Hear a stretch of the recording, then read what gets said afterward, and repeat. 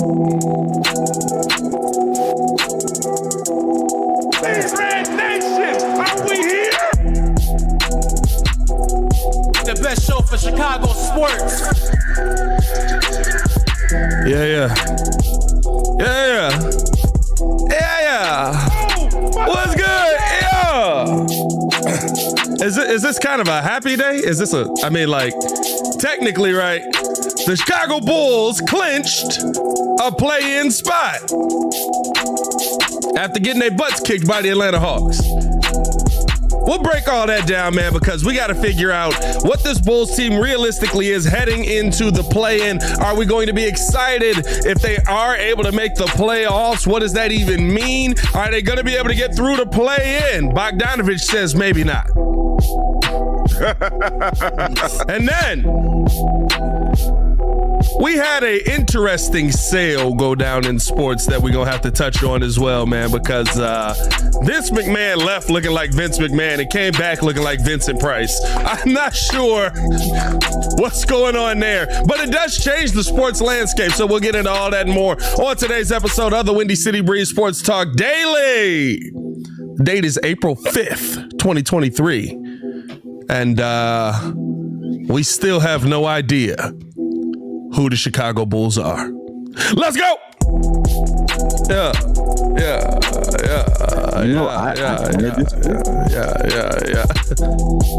They are who we thought they were, as once said by a head coach who could not slow down Devin Hester. Actually, that's on him, though. Nobody told you to kick it to him twice. Nobody told you to kick it.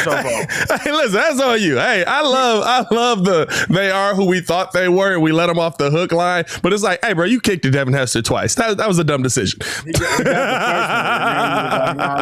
do that again. Shout out to Coach Green, man. What was his first name? Is that Denny Green? Denny Green? I know it was Coach Green, man. Hey, listen, I know he ended up passing away, but shout out to him, man, because that was always one of my favorite moments from that 2005 season, man. 2005-2006 season, because it was just like, hey, bro, like, listen, I love you, but also you kicked the Devin Hester twice. That's a bad life decision. That's not how you win football game. You want to know what who found that out? The Colts in the Super Bowl, and then it all went downhill from there. But hey, man, appreciate you guys for showing love as always. Hit that like button if you haven't done so. Subscribe to the page, man. We do talk Chicago sports daily. One of these days we'll get on here exactly at 9 o'clock. But we also we're starting new stuff, man. We're starting new stuff. Don't worry about it. We're trying to make it beautiful for you. I own it. It was my fault this morning. That's okay. It wasn't late though. Nobody was late. It's just technical difficulties be out here.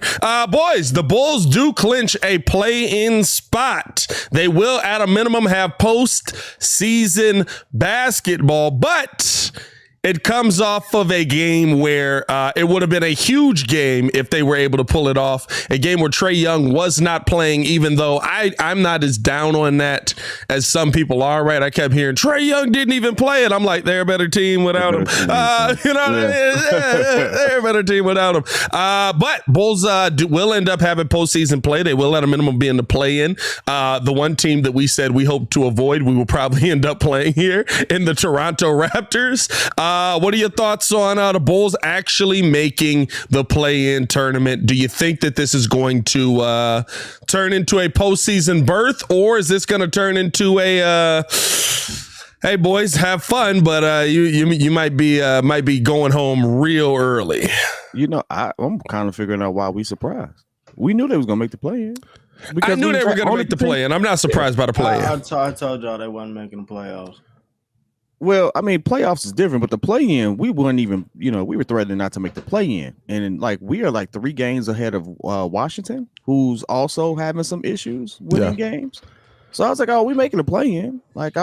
We clinched that. Cool. Now, I'll say this. I don't see us going far, but I wouldn't want to be the team that faces us in the play-in, because I do believe we can smack all them teams.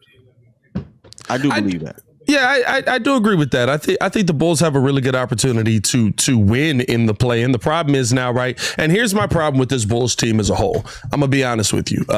It's not the fact that the Bulls can't win. I think the Bulls can win every game that they're in, which is the part that pisses most Bulls fans off the most, right? The part that irritates us the most is the fact that in the second quarters of games, we're down 65-48 going into the half to the Hawks. The part that pisses us off the most is that in games where the Chicago Bulls should be taking the game twice as serious as the next team, twice as serious as the team that they're playing against, the Chicago Bulls don't come out with enough fire in those games. And I'm gonna be honest with you, dog. Like, I feel like the Bulls can win a game in the play-in. Right now, though, you have to win 2. It's not just winning the first one. You got to win the first one, and then you got to play the loser of the 7-8 seed. And the problem there is the Bulls don't do a good job of winning 2 games in a row. The Bulls do a really good job of, hey, we're going to win this one. We're going to win this big one. But we're not going to get the one that we need more. We had 2 stretches of being 7 out of 10. 7 out of 10 for sure. But I think, right, even in those games, right, every game that popped up that was like, okay, this is a game that actually is going to move us forward in the seeding. We'll be able to climb out of this play-in tournament. We lost. You know what I mean? So to me, I just look at this Bulls team as when the moment is brightest, they shy away. I think that listen, talent wise, it's my biggest gripe with the Bulls.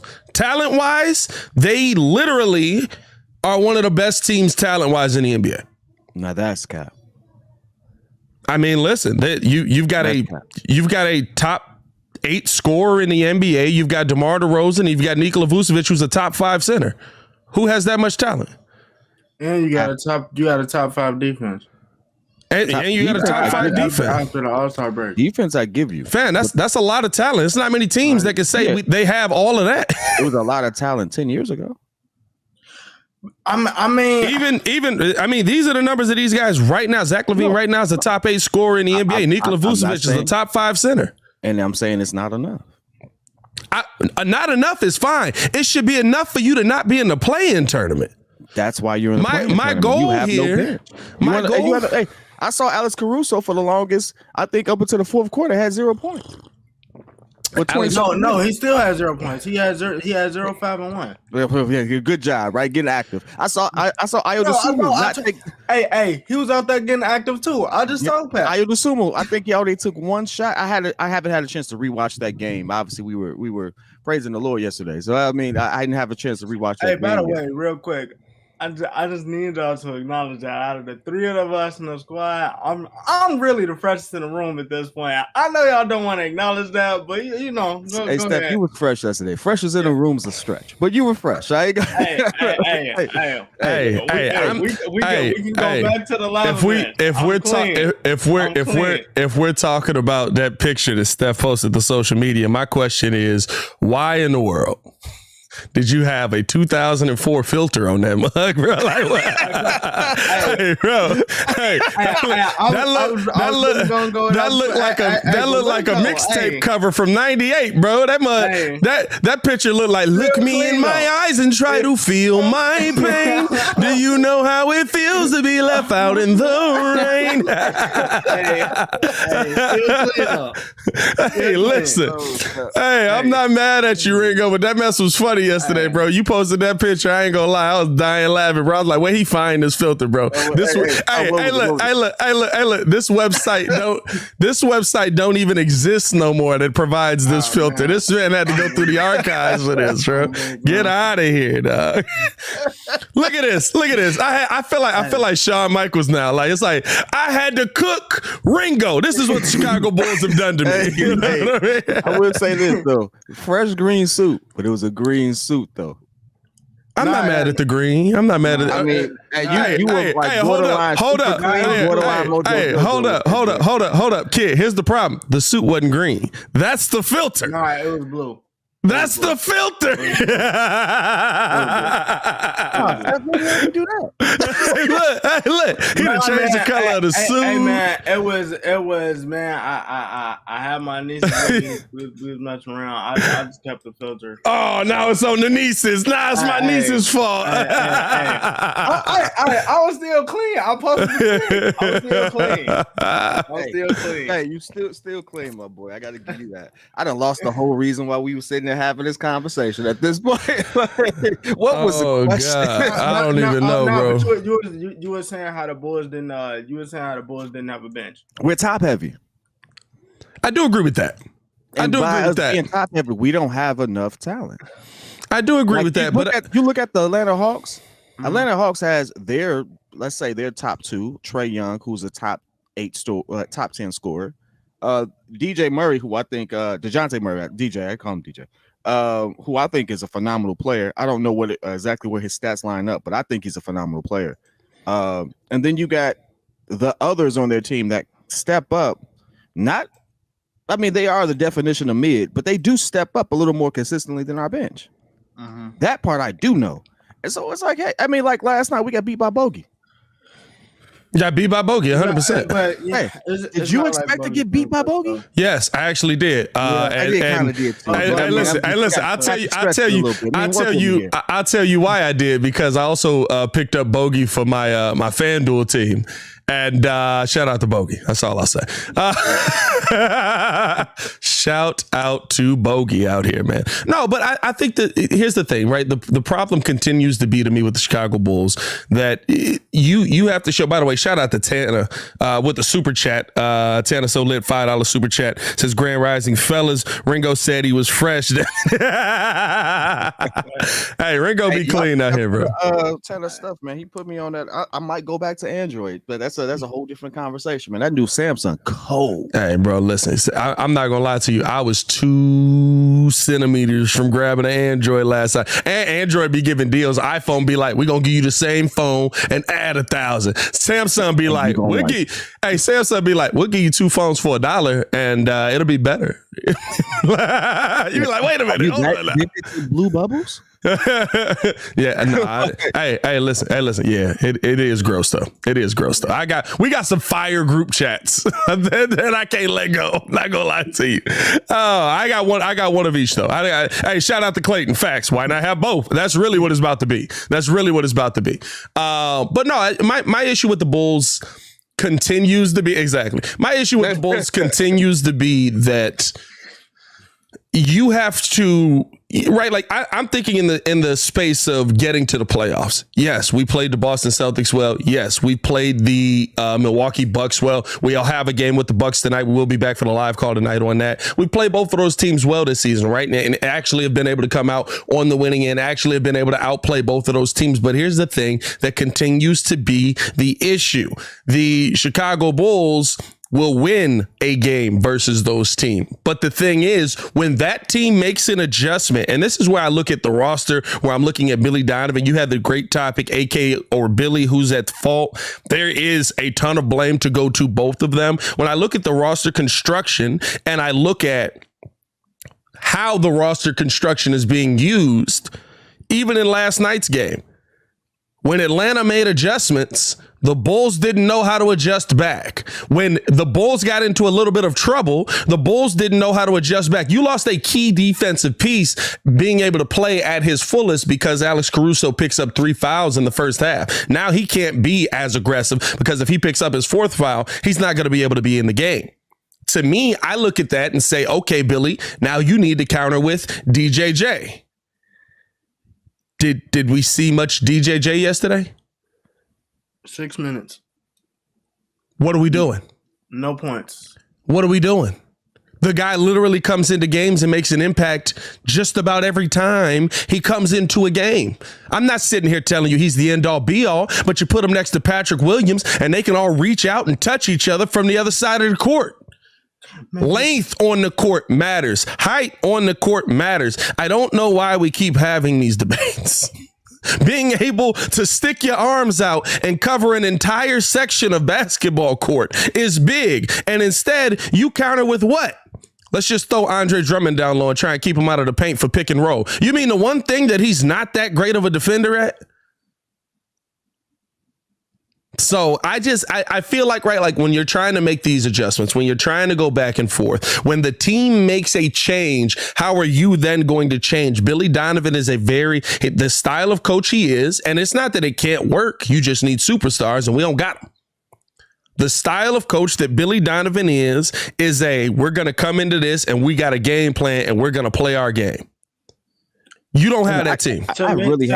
I feel like this team is just, as a whole, so unserious. Like, how do you, because I'm looking at it and it's like, okay, you had the same problem against the Grizz. You finally make the adjustment against the Grizz. And you win that game, you come back, you get punched in the mouth against Atlanta, and then it's like, okay, like Greenberg. Great. So apparently the Thunder's hating on us. We live, boys. Thank God, Pat. I mean, come on. So it says. You don't give nobody no warning. apparently the Thunder's hating on us. OKC mad in this mug yet again. Appreciate you guys if you're jumping back in here. Sorry about that. Hopefully the connection will stay strong in this mug. But no, as we were breaking down with this Bulls team, man. Let's shift gears since the first segment in 15 minutes. I guess that's a video in itself, ain't it? Leave it up, whatever. Check that out. Let's look at this from this direction, right? Like you were gonna kind of get started on where you felt like the Bulls were as far as even though they've clinched a play-in spot, right? How they're going to fare in the play-in, how they're going to play in the play-in, are they going to be able to get out of the playoffs? What are your thoughts on that, boys?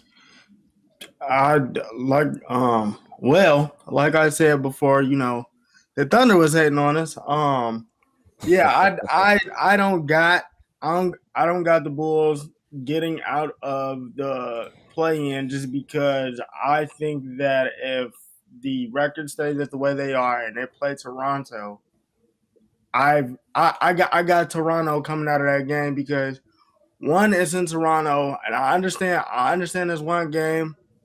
I understand Fred shooting 40% like Kid was saying, but it's one game, and the way Billy adjusts his lineups, couple with the fact that it's a one game, and you got Fred VanVleet and Gary Trent on the other side with the way Siakam's been hooping lately. I got the Bulls coming. I mean, I got Toronto coming out of that. See, the weird part about that is like, not saying that they can't beat them either. And that's the thing. We got you, Heat fan. We got you. Yeah. You worry about winning your game. At least we get to. Hey, listen. Yeah, you do. That's get a bar. Two. You do get two. You do get two. And if anyone to fumble is going to be Tyler Hero and the boys. They was hooping for me yesterday. They was hooping. But I don't know, man. Like I look at this team just trying to figure out kind of what this team is, and heading into the playoffs, I feel like they're a team that can get through the play-in at least one game. The question is, will they win the second one? That's my biggest question. Can you go on a run? Can you get hot? Can you focus in on the things that you need to do? Can you adjust in the moment? And you know what? The fact that we're at the end of the season still asking those questions is the biggest problem to me. For me, I let you know exactly what it is. It is. You hit the nail on the head earlier, and we've all been talking about this roster construction. And if you look at it, I don't want Patrick Beverley taking 7 threes. But you know what Patrick Beverley is doing? He's taking the shots that's given to him. Clearly, he's taking the opportunities to give. He's being a little more aggressive than some of the others. I love DJJ. DJJ sometimes is very passive. Patrick Williams sometimes very passive. 15 points be damned. Sometimes he's very passive. He hasn't been that same passive player in the second half of the season, though. He's woken up a little bit. He's definitely woken up. He's surprised. Rewatching that game last night, I was like, we ain't win, but who was that dude? He always looks good when we lose by 20. He's look good in wins too, but yeah, I'm with you there. It's still not a finished product. It's still not a finished product. I'm not hating on that because I mean, if we move, it's one of those things where I think he'll be above average. But if you move too early and he goes somewhere else, although that situation would probably breed a better, circumstance for him, he'd probably be like a 20-point a game scorer. Like I could see that potentially happen. I don't see superstar in him. I don't. I really don't. But I could be wrong, and I hope I am. But that alone, yeah, we don't have enough shooting. We just don't. Agreed. Zach went 1 for 7 from 3. I didn't see the entire game, but I tell you this: I know when Zach goes 1 for 7 from the 3, we don't win. So, like when I look at all the other, like DeMar went 1 for 4. Who else shot good from the 3? Nobody. Nobody. Hey, Bogey was 50% from 3. He shot 10 of them things. And that's the thing to me, right? That's the reason why that's the reason why to me, even going into this season, right? I think AK knew what it was. Once he got he said the season was done when he got to the second half, when he got to the trade deadline and looked at it and was like, this team's not worth adding to. And then you heard him in the meeting and he was like, hey, we'll be evaluating. I think that you're in a situation now where you've got to make a real decision, and this playoffs is going to show a lot, right? You've got to make a real decision on the path that you want to take. Is the path you want to take still down the DeMar DeRozan, Zach LaVine, Nikola Vucevic path, or is the path that you want to take more of a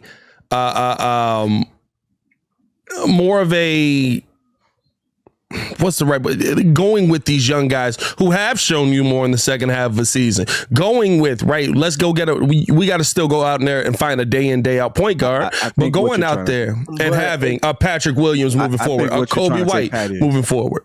What you're trying to say, Pat, is do we go to win soon or do we develop? That's what you just struggled with right there. Are we going to build and develop players to slowly get to the top?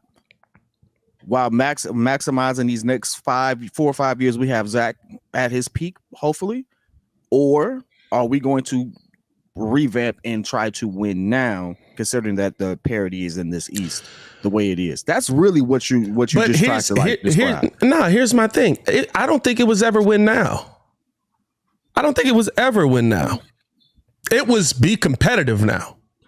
Guess what the Chicago Bulls are? The Chicago Bulls are competitive. I'll give you that. It was never a win now situation. You did not bring DeMar DeRozan here because of his championship acumen. You did not bring Nikola Vucevic here because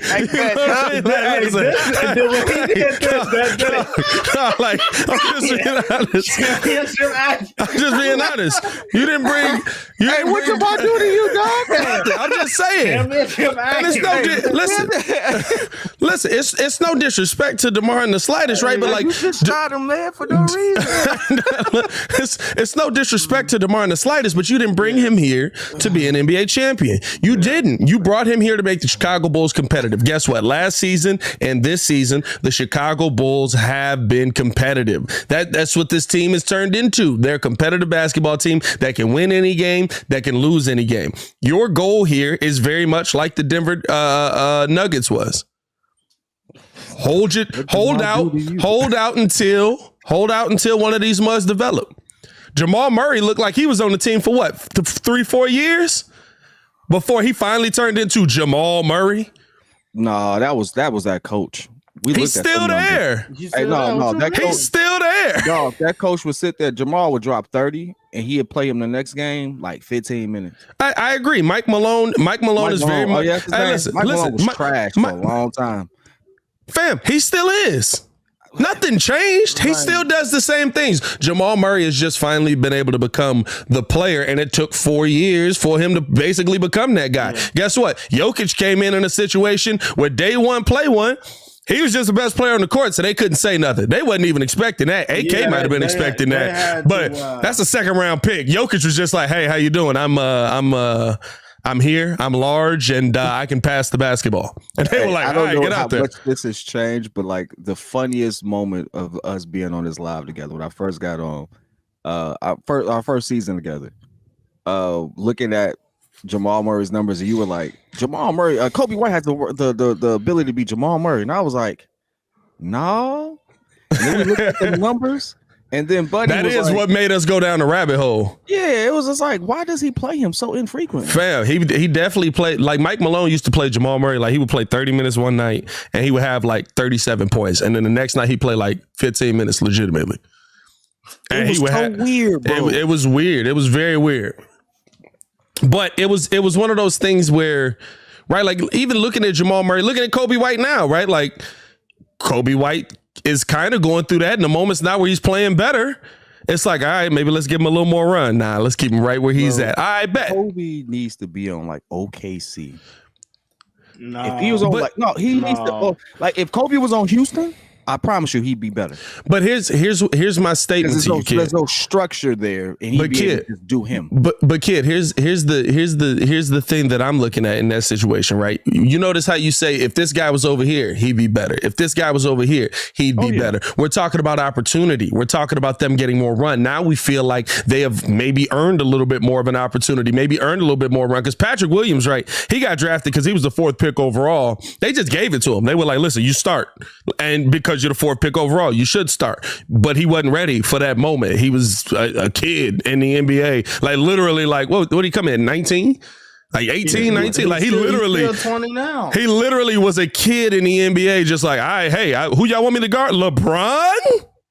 Okay. Hey, listen, but I look at that and I say, okay, now if we feel like, hey, if this guy goes over here, he's a 20-point per game player. If this guy goes over here, he's a 30-point per game player. That means to me it's time for you to make the decision on making the transition. That means to me it's time for you to make the decision on, okay, listen, we have to be competitive. We want to be competitive. But at a certain point, Denver had to go with Jamal Murray.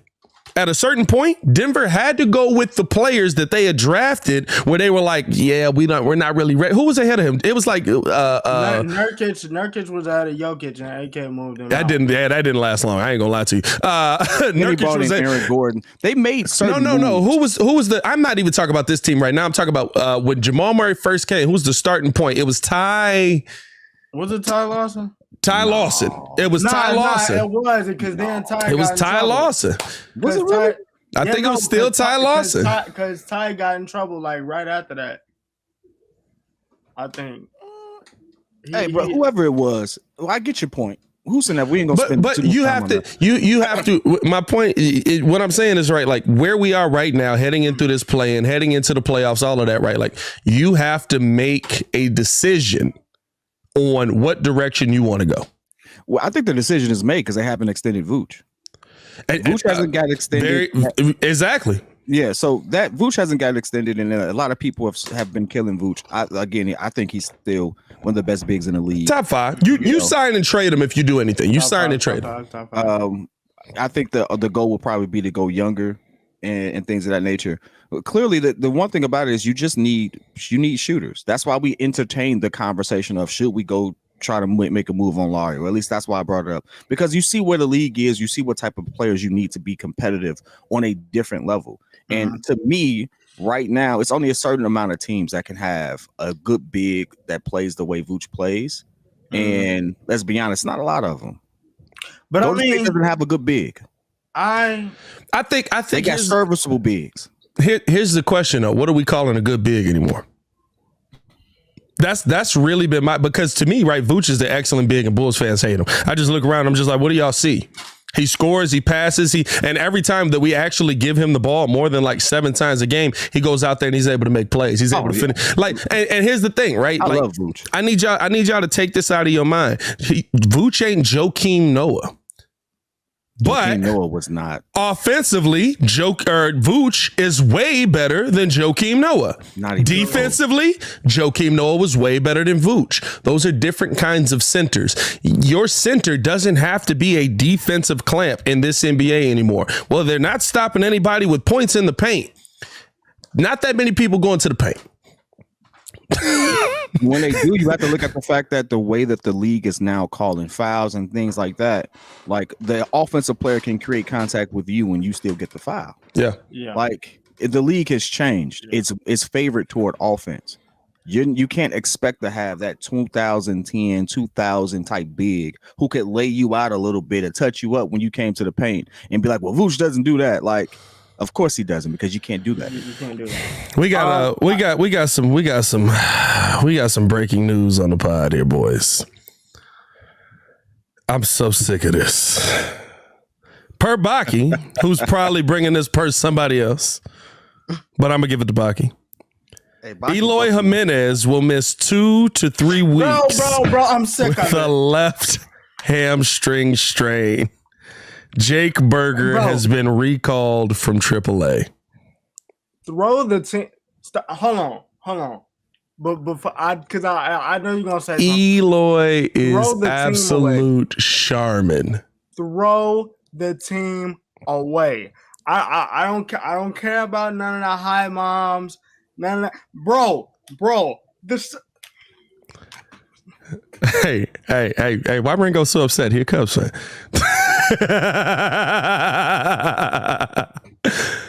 Oh my God, bro! No! You want to know why I'm upset? This is why I'm upset. How do you hear us without the headphones? Wait, are the headphones for show? Are the headphones?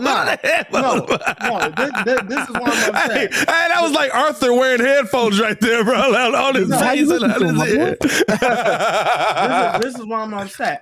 I can't watch the Cubs. I can't watch the Cubs because I don't have Marquee. So I'm stuck watching the Sox. And actually, the Sox are good enough to win games, but Eloy is consistently hurt every single year, bro. It's only 2-3 weeks. It's a long season, bro. It is. But it's the fact that literally they play 160 something games. He gonna miss 2-3 weeks. Listen. Here's the thing. You hope that it's short. You hope, and I'm not going down a whole White Sox rabbit hole right now because I just can't. I just can't. Y'all hope to find out how green I am on baseball. Hey, listen. No, it's not that bad. 2-3 weeks isn't that bad in baseball. You're not wrong in that. You're not wrong in that. The problem is Eloy Jimenez is always out 2-3 weeks. He comes back from 2-3 weeks, stubs his toe on a bat that was laying on the floor, and then he's out 2-3 weeks. And then he come back from that 2-3 weeks, get in a hot tub, slip on the soap, bump his head a little bit, and then he out another 2-3 weeks. Then he come back from that 2-3 weeks, swing a bat, my back, and then he's out another 2-3 weeks. Like his whole career is 2-3 weeks. Bro. Oh my God! How many games has he played versus how many games he had the opportunity to play? In fact, he's missed most of. He's probably missed most of his career. He's missed a lot, bro. Like the man got hurt in the spring training game. Trying to dive over the wall, pulled his oblique. Over a wall. Pulled his oblique. Spring training game. Man, let's see. He was getting active. Hey, no. Here's the tough part, though, right? No, here's the tough part, though, right? When he's in the game, he's literally one of the game's best hitters. So in his career, I'm trying to see. I want to see games played. They don't even show games played on here. Dang. I got bad. In his career, so he's been with the White Sox since 2019. First season, he played 122 games. Second season, 55. Third season, 55. Fourth season, 84. He's played 5 this year. So he's played a third of the. That's bad. That's bad.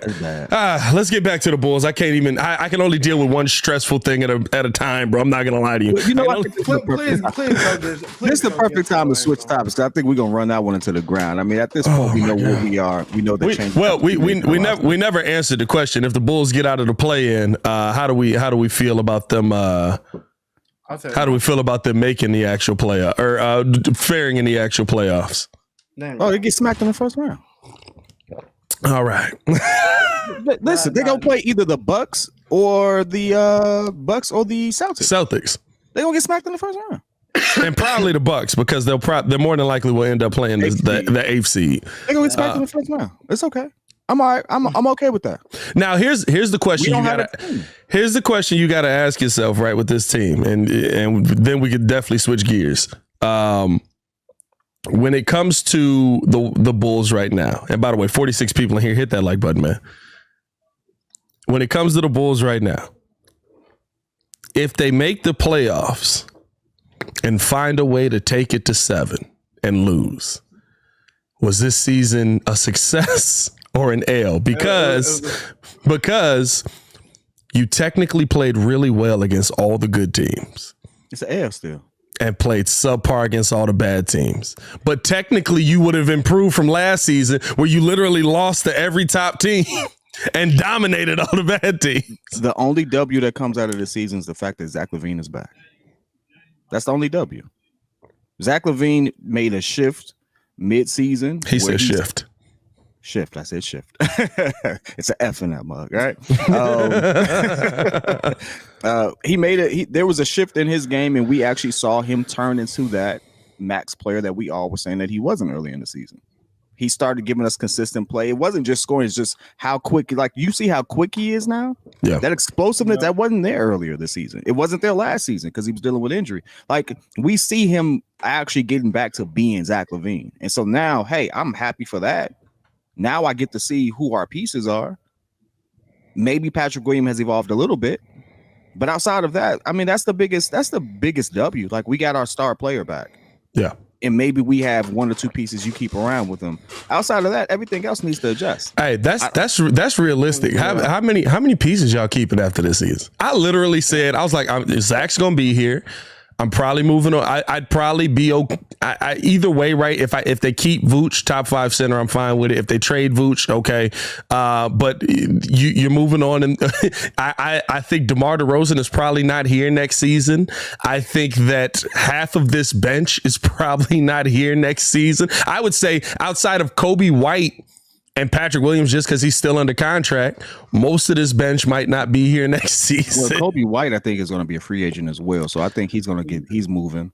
Ayo is going to be here because they're both free agents because I was a second round pick. So he only gets the 2-year contract. They gave the 3-year contract to a dude that doesn't play basketball. Ryan paced that one, by the way. There, AK. Freaking but here's the thing. Here's the crazy thing. I think Marco's going to come in and be the center we need. He just needs a little more coordination. I've been watching him his last couple games. He looks a lot better. He looks great coming into the season. He looks a lot, and he's bigger. He won't play a game under Billy Donovan. I can guarantee that. Now, listen, that definitely might be an issue with Billy Donovan. That definitely might be hey, dude, maybe play the tall guy at the end of the bench. Marco's and let him get some run. I don't think Marco's going. This is his last year too. Ain't he about to be a free agent? No, Marco got one. He got one more year. He got one left. I don't think so. Maybe because they re-upped him. They re-upped him after. Okay. Yeah, because they re-upped him the year after. Yeah, they already redid it. He's the most expensive dude on our G League team.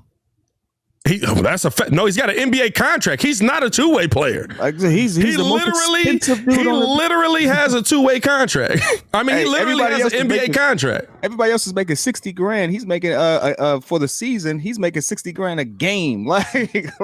Shout out to Anthony Navarro chiming in with his first super chat. Appreciate you supporting the channel at that level, brother. Baki said, "Does Billy even know who Marco is?" No, me and Hayes have said this on multiple occasions. He thinks that Marko Simonovic brings the hot towels out that players put on their balls. That's all he thinks Marco does, bro. That's all he thinks Marco does on this team. I promise you that I think Marco's gonna get more tick. I can see them moving on, and I can see Dalen. I mean, you can promise it, but it's listen. I do want to do this. We need to start a TNT style board where some of the takes that we have, we put them on the wall and see where they go. Because I guarantee that one don't happen. I guarantee that won't happen. That's what I said. That's why I said he could promise it if he wants to. Steve-O said that's just Billy Donovan Talley's stepson. I would say this though. He on the team just because it's Billy's stepson. I would say this though. The one player who hasn't had his opportunity this season, who was actually on a nice trajectory, was Javonte Green. You don't realize how much he was actually doing for us until you don't see him on that court. And he was doing a lot from the boards, from that wild corner three that was going into the occasional 17 points. He was getting active for sure. But like you had him back on your lineup, I think this is a grittier team. And I can see us moving on from Alex Caruso. I can see us moving on from Kobe White. I can see us moving on from Vooch. We're going to bring a whole different regime of players into this organization. Just say it's Zach, and then you the rest of the team. Questionable. I know. What I was gonna say though is that's such a fact though. I don't think y'all realize. There's a question mark on every player not signed to 215 right now. I was finna go that route. I'm just looking at it like that's tough. That's tough. I legit like DeMar's probably on his way out. I'm cool if they keep Vooch. Everybody else gotta go. I don't think DeMar gets moved. I think DeMar re-ups. Re-ups what? He's still under contract. I think they're gonna extend him. They're not gonna extend Vooch. I don't think they're going to extend Vooch. I think they're going to extend DeMar. I think that's the conversation they're going to try to have. That'll be a good move, bro. Here's the thing. There's a place on this team for DeMar DeRozan. You know what that place is? Every time we see the Bulls get down, what do we say? This is the time for DeMar to be an assassin. This is the time for DeMar to be able to go. And he just can. There's a place on this team for DeMar DeRozan. There really is. Everyone needs a Robin or a Batman, Superman type of combo, and everyone has one. But the problem... To me, the problem is I don't know if there's a place on this team for DeMar DeRozan with how Billy Donovan coaches it. Because there's too many times where I'm like, he's just not. You just got him out there to stagger offense so that Zach gets a little rest. I love that, but you're literally trying to. You got to look at the others. The others are the ones that are not being either put in the right position or whatever. When you have people who have DeMar DeRozan's talent, DeMar's going to get his 17 to 20 shots. He's going to do what he's going to do. And there ain't nothing you can do about it, whether you are a coach of the team or the coach of the opposing team. You know what's about to go down. Yeah. The same thing with Zach. You know what's about to happen. Zach is about to put up 4 or 5 threes. He's getting to this lane. That up fake is wild right now. I'm still trying to figure out how he got that in real time. And he's gonna get to the bucket. That's who he is right now. Hey, that little hezzy is crazy. That little I'm trying to add that, bro. Like, that's crazy. That's practice. That's work in the gym. Those players you ain't gonna do nothing with. And right now you have both of them on the same squad, and they are now starting to complement each other a little bit because now. Like you see the way he staggers it, but everybody else has the middleman. No, it's the middleman, right? Like here's the thing, and this is the biggest issue. We've been the entire season saying, "Man, it'd be nice if we just had a point guard. Like a point guard makes a big difference. Let's go get a point guard. We need a point guard. I just want somebody that can play point guard. We got a point guard." Okay, point guard. I love Pat Bev, energy guy, right? He is that Javonte Green energy guy. I think we're asking him to do a lot more than we need to with him taking him corner 3-pointers all the time. But hey, yeah, for sure. Here's the thing, though. But we saw how big of a difference it made. All of a sudden, Zach LaVine and DeMar DeRozan were able to play basketball together. It didn't look like guys were out of position. It didn't. Now, it's still an issue. There's still some issues that are going to come up. This team ain't going to be perfect on the second half of the season. Tonight, they'll probably come out and beat the heck out of the Bucks. You know, the funny thing is that because we mentioned the Bucks, if Drew Holiday was on his team, we'd be a much better team. Oh my God! If Drew Holiday was on his team, bro, listen. Hey, come on, Chris Paul, even as old as he is, if Drew Holiday was on, we'd be a higher scoring offense. If Drew Holiday was on this team right now, the Chicago Bulls would be a top 4 seed. If Tyler Halliburton was on this team, that's how much of a difference a player like that made. Tyrese, you called him Tyrese. I mean, Tyrese Halliburton. If he was on this team, we'd be a much better team. Well, that's on AK. No, it is on AK. That's on AK. We could have had him. All I'm doing is reinforcing the point that you've been making. Yeah. A point guard matters when you have 2 dominant bars. Like, that's the reason why Steph doesn't initiate the offense on Golden State. Y'all do realize that, right? That's the reason why the Celtics all of a sudden made it to NBA Finals. I give Mark. I don't think he should have won Defensive Player of the Year. That was crazy. But I give Marcus Smart his credit. Marcus Smart being able to facilitate the basketball changed that entire team. Marcus Smart being able to, it's weirdly enough the reason why, like I was looking at it because everybody has come up with this. Every team Kyrie's gone to has fallen off, and I was like, that's just not true. That's just stupid to say. I'm not gonna sit here and tell you I'm the biggest Kyrie fan in the world, but That's not true. And then, what and he then doing on the floor, I don't care. Well, here's the thing. Well, here's the thing. It also went into, okay, what is he doing to initiate the offense? And I just realized, right, like Kyrie is the offense. So with that team, Kyrie doesn't really work because he is the offense on that team. He's not sitting there saying, okay, let's get Jaylen Brown, let's get Jason Tatum, everybody else involved, because I can get to the bucket anytime I want. And he should. And he should. Harden, yeah, for sure. When Nets had Harden, KD, and Kyrie, Harden was the point guard. Harden was the point. He let him be. That's the same position James Harden's playing now. He's the point. Yeah. Like, people are getting it off. But I will say that the Mavs have a winning record with Kyrie alone on the floor without Luka. I just want to put that out there. I'm going to put that out there. Well, yeah, listen, I got a whole. I ain't going down the Mavs. I got a whole different thing on the Mavs. I'm gonna do it for 2 minutes. The issue with the Mavs is Jason Kidd, and if you listen to RJ's last interview with what's that shooter? What's his name? JJ Redick. If you listen to him and how Jason Kidd ran that Nets team, like as the point guard, you'll see what the problem is, because he's trying to do the same thing. Pat called it. He wants to be coached and run a team the same way Pat called that 110%. He wants to be. RJ said it. Fair. RJ said it, which is crazy. Which is crazy. It's until an NBA player says it that he believe it. You know what I mean? No, hey, listen. I thought it was one of believing that trash. You make this. Man, Richard make a lot of sense. It was something I couldn't prove. I got you, pal. I got you, pal. Hey, that's literally what happened. That's literally what happened. Pat, you don't know what you're talking about. You trash out here, man. Richard Jefferson really know what he talking about, man. His time with the Nets was crazy. I don't know if that's true, but it does make sense. No, but it gets confirmed. I'm like, I guess Pat knows what he's talking about. It is that, though. Like, you can see it. Remember, like, you have to go back. I had a day where I went back and I watched that Dallas run just to make me feel good about LeBron losing something. Actually, it was the day that the Lakers beat us again.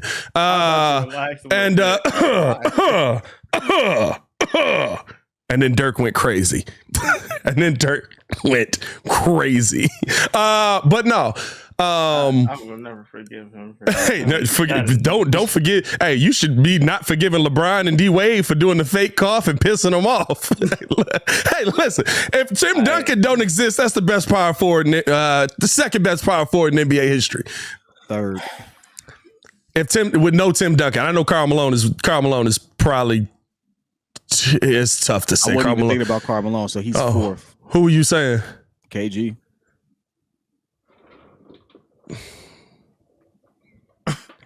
Hey, KG. I'm not mad at that. Yeah, I'd probably start my team with KG.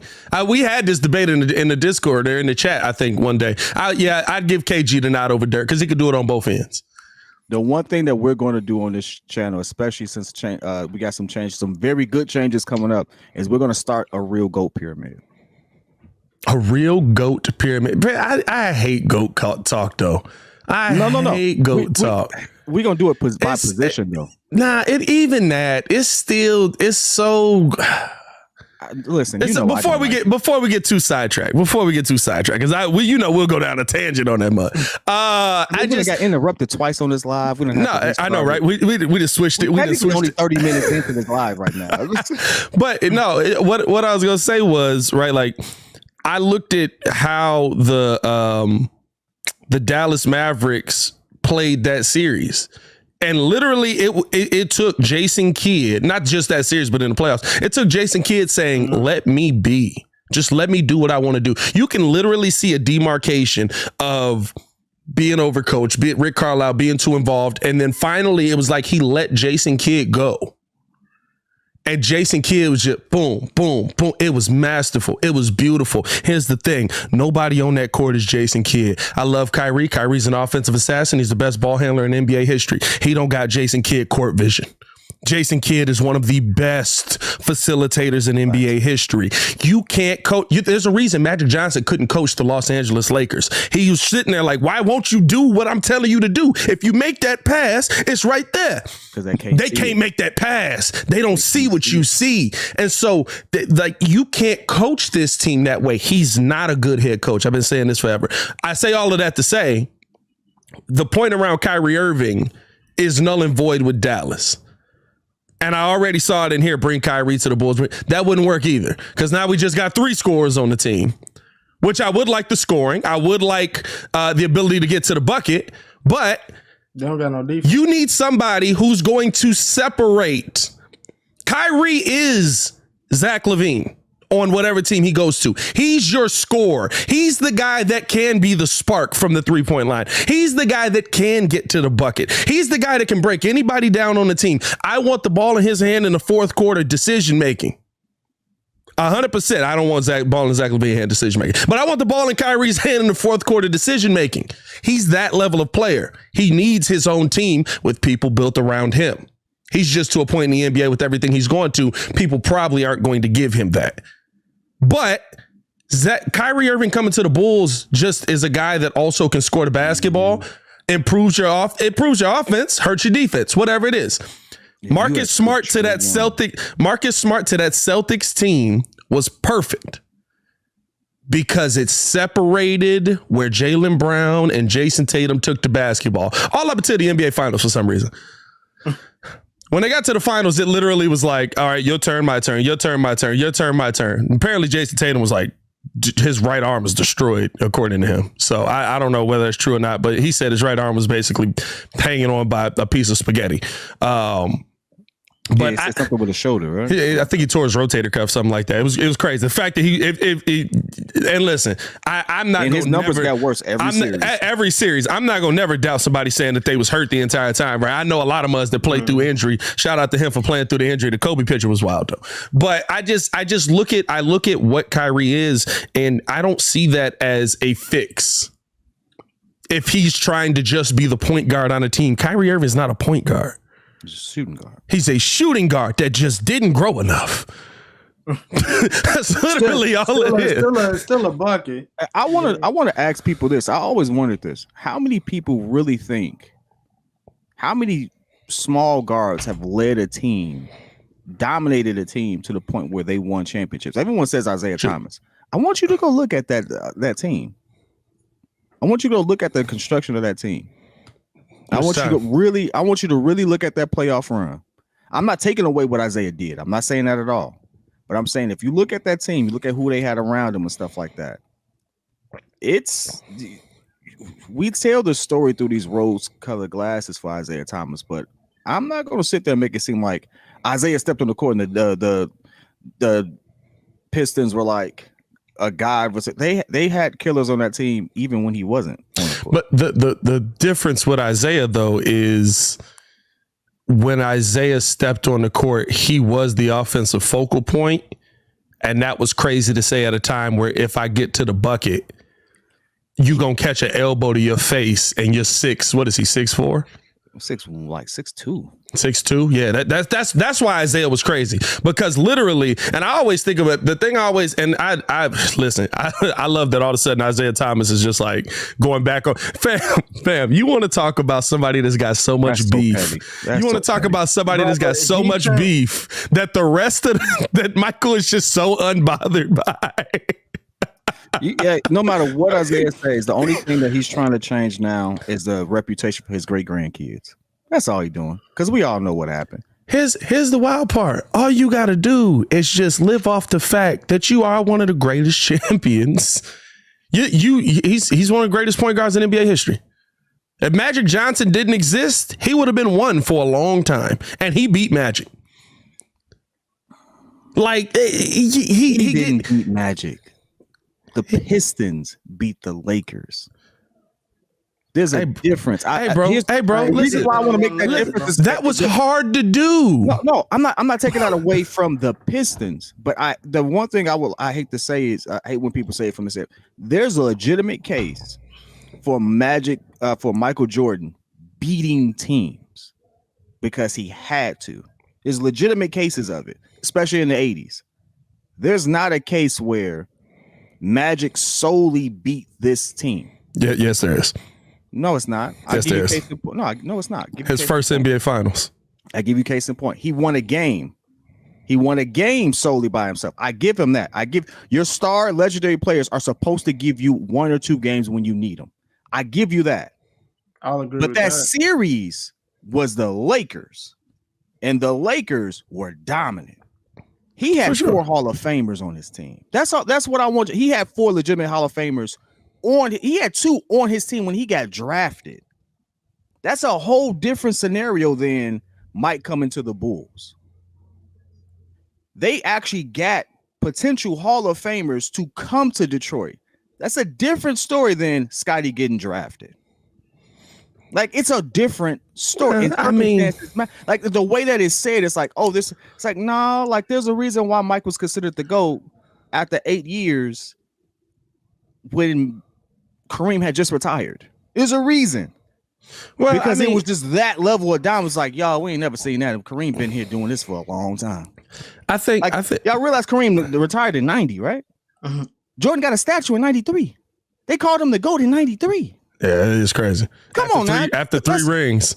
Come on, y'all. Let's be real about this. There's a reason. It's one of those things where you have to be there. You just have to go back and just watch it. I've watched every single one of those games. It's different. It's a big difference. So I get what Isaiah Thomas is doing. I agree with you. Just stick to the fact that you're one of the best point guards to have ever played. Yeah, the fact that he's going down the beef path is weird. I like Oak, though. I like Oak. Oak said this years. This the thing, though. This is why I don't like how Twitter roll, right? Like, Muzz be bringing up clips well after. If you actually watch the podcast in order, and I ain't gonna lie to you, it's why I had a little bit of beef with Steven Jackson, because he was rolling when Oak was calling out Isaiah Thomas for being upset. But then when IT was on the show, it was, hey, he's spitting. Oh, he's spitting. Oh, he's spitting. It was like, but you was laughing at him. Now he's spitting. But you was laughing at him. Like crying laughing at him. But now he's spitting. I mean, he did spit some facts, though. He did spit facts. But here's the part. The part where he was, and this is what I don't like. I don't even know how we got down this, but we here now. The part that I don't like about it is that now he's spitting when he's trying to bring the element of, as black men, we need to stand together. And Michael Jordan's not here as a black man. Now he's spitting. What is his beef with, bro? Now you trying to take personal shots at the guy. Now listen, I get it. And it's been personal shots, but like, I get it.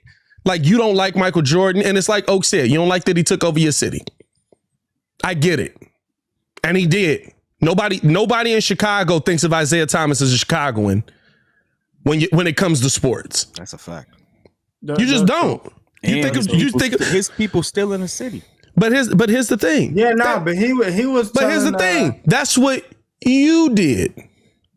That's how you did it, right? Because you made your beat. Isaiah Thomas, this is what people don't know. Watch them 80s games. Legit. Isaiah Thomas used to get standing ovations in Chicago.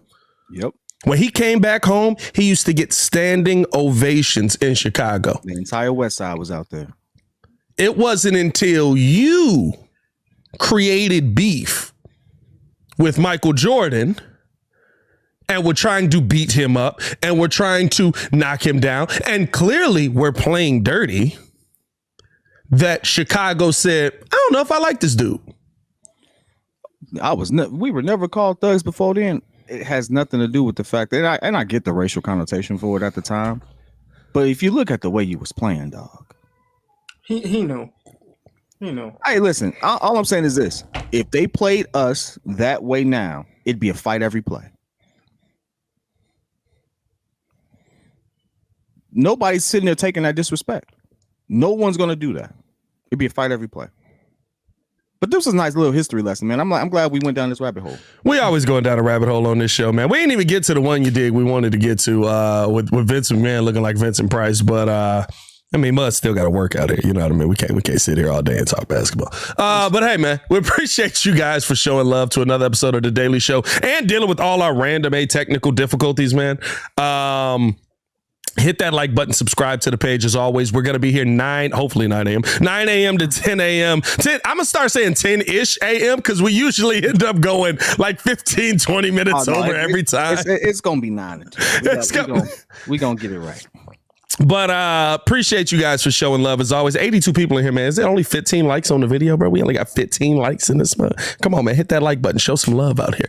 As always, man, we will have more content coming out throughout the day, man. So stay tuned with us on that. I got a couple of Bears topics we're going to break down on the show as well. But continue showing love, continue showing support. As always, man, for your boy Pat the Designer, it's the pettiest man alive, Mr. P Kid, and the man formerly known as Ringo J, Stefan Don. Hold up, we do got to do this before we get up out of here. We do got to, let me see. I forgot to do this because the stream cut off. I got to add this in here. Give it a second. Hold on. Browse. Downloads. Where my downloads at? Hey, what? Oh, there it is. Bow. Boom. Hey, the petty. The man, the myth, the legend, Stefan Don. I don't know if y'all can see this. Hold on. Hey. Yeah, clean out here. We clean. Hey. We clean. Let's go. Hey, Steph, where you get this? Where you get this chin here from, dog? I didn't even know this was there this whole time. Hey, kid. That's a blue suit. How's Good that filter, thing dog. clean Good though? filter.